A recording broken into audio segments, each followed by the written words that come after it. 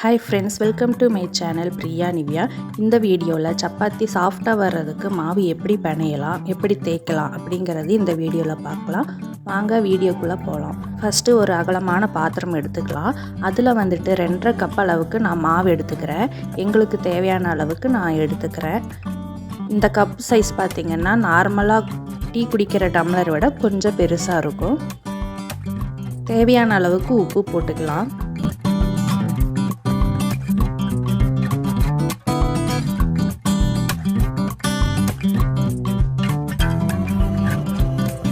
பொடி உப்பு போட்டதுக்கப்புறம் நல்லா கிளறி விட்டுக்கணும். இந்த மாதிரி நல்லா மிக்ஸ் ஆகணும். இல்லைன்னா அங்கங்கே உப்பு அப்படியே நின்றுக்கிட்டு நம்ம சப்பாத்தி சாப்பிடும்போது உப்பு கறிக்கும். நல்லா இந்த மாதிரி மிக்ஸ் பண்ணிக்கலாம். ஃபஸ்ட் டைம் நீங்கள் மாவு பிணைய போகிறீங்க அப்படின்னா கையில் எல்லாம் ஒட்டும். அது உங்களுக்கு கொஞ்சம் கஷ்டமாக தான் இருக்கும். அது அப்படி தான் இருக்கும். உங்களுக்கு அடுத்தடுத்து பிணைய உங்களுக்கு அதுவாக பழகிடும். கொஞ்சம் கொஞ்சமாக தண்ணி விட்டு இந்த மாதிரி பிணையணும். ஃபஸ்ட் டைம் பிணையிறீங்க, ஃபஸ்ட் டைம் ட்ரை பண்ணுறீங்க அப்படின்னா அப்படியே நிறையா தண்ணி ஊற்றிடக்கூடாது. நிறையா தண்ணி ஊற்றிட்டா கொல கொலன்னு ஆகிடும்.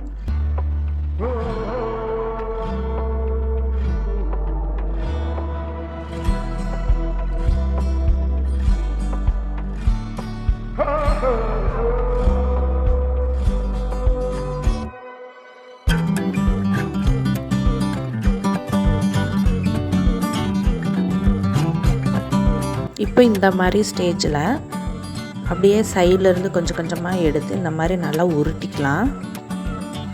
பாருங்கள் நான் எப்படி செய்கிறேங்கிறது. இந்த அடியில் இருக்கிறதெல்லாம் சைடில் இப்படி இருக்குல்ல, அந்த உருண்டையை வச்சு அப்படியே இழுத்த மாதிரி உருட்டினோம்னா எல்லாமே இந்த மாவோட ஒட்டிட்டு வந்துடும். அதுக்காக கீழேலாம் நிறையா மாவு இருக்குதுன்னு சொல்லிவிட்டு தண்ணி ஊற்றுனீங்கன்னா உங்களுக்கு இன்னும் ரொம்ப தண்ணி ஆகிடும் மாவு. அதனால் தண்ணி ஊற்றாமல் இந்த மாதிரி பண்ணிக்கோங்க. இந்த மாதிரி இப்படி தேய்ச்ச மாதிரி ஒரு ரொட்டேட் பண்ணி இப்போ எல்லா மாவும் ஒட்டிக்கிச்சு. உருண்டை பண்ணிக்கலாம். கையில் இந்த மாதிரி தான் ஒட்டும். சில பேர் மாவு பிணையறதுக்கு முன்னாடி கையில் ஆயில் தடவிக்குவாங்க. அந்த மாதிரி தடவிட்டும் பிணைஞ்சிக்கலாம். இல்லாட்டினா இந்த மாதிரி பிணைஞ்சிட்டு கடைசியில் கையில் இருக்கிறதெல்லாம் எடுத்துக்கலாம். இந்த மாதிரி தான் ஒட்டும். ஆனால் பிசு பிசுன்னு. அப்புறம் 2 ஸ்பூன் ஆயில் நான் மேலே ஊற்றிக்கிறேன்.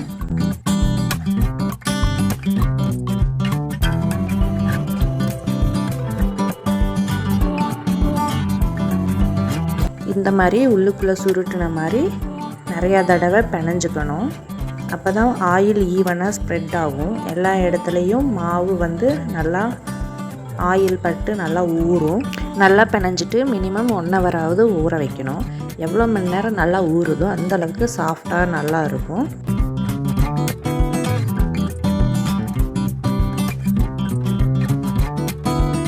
ஒரு மணி நேரம் ஊற வச்சாச்சு. அதுக்கப்புறம் ஓப்பன் பண்ணி பார்த்தா மாவு நல்லா புசு புசுன்னு இருக்குது.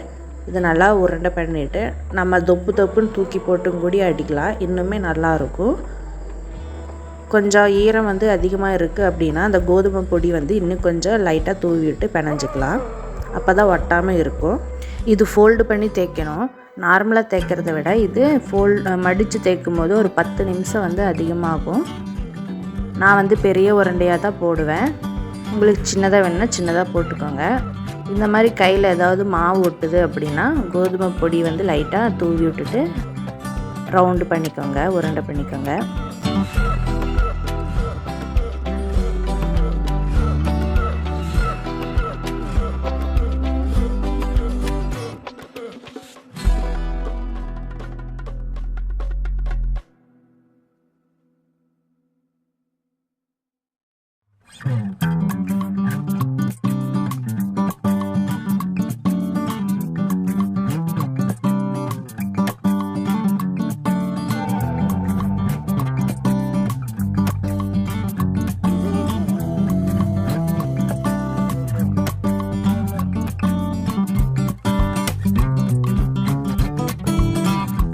நான் ஏன் இவ்வளோ பெருசாக போடுறேன் அப்படின்னா பாப்பா கவுண்டிங் பேஸ் பண்ணி சாப்பிடுவாங்க.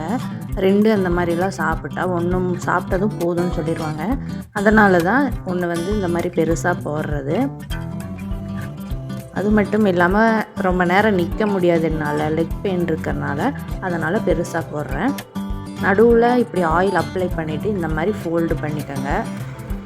பாக்ஸ் மாதிரி ஃபோல்டு பண்ணிவிட்டு எல்லாமே ஃபஸ்ட்டு இந்த மாதிரி தேய்ச்சி எடுத்து வச்சுக்கோங்க. அதுக்கப்புறமா எல்லாமே தேய்ச்சி முடித்ததுக்கப்புறம் அதை எடுத்துகிட்டு ரவுண்டாக தேய்ச்சிக்கணும். அவ்வளோதான். இந்த மாதிரி தேய்ச்சி போட்டிங்கன்னா லேயராக வரும், கொஞ்சம் சாஃப்டாக இருக்கும். நான் நல்லா வேகணுங்கிறதுக்காக நல்லா ப்ரௌனிஷாக பண்ணுவேன்.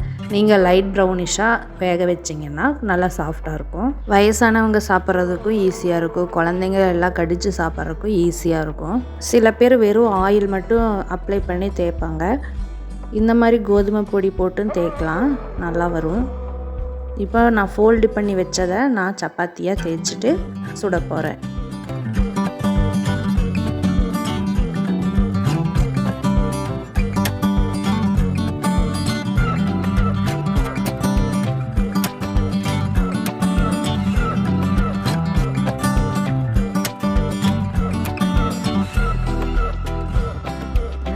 நல்லா கல் சூடாகணும். கல் சூடாச்சுன்னா லைட்டாக புகை மாதிரி வரும். அந்த டைமில் மீடியம் வச்சுட்டு சப்பாத்தி போட்டுக்கலாம். ரொம்ப நேரம் ஒரே பக்கம் விடக்கூடாது, அடிக்கடிக்க திருப்பி போடணும். நான் பெரிய சைஸ் போட்டிருக்கறனால எந்த சைடு வேகலையோ அந்த சைடெல்லாம் சென்டராக வச்சு நான் வேக வச்சுருப்பேன். லைட்டாக உப்புது பாருங்கள். இந்த வீடியோ உங்களுக்கு பிடிச்சிருக்கும் நான் நம்புகிறேன்.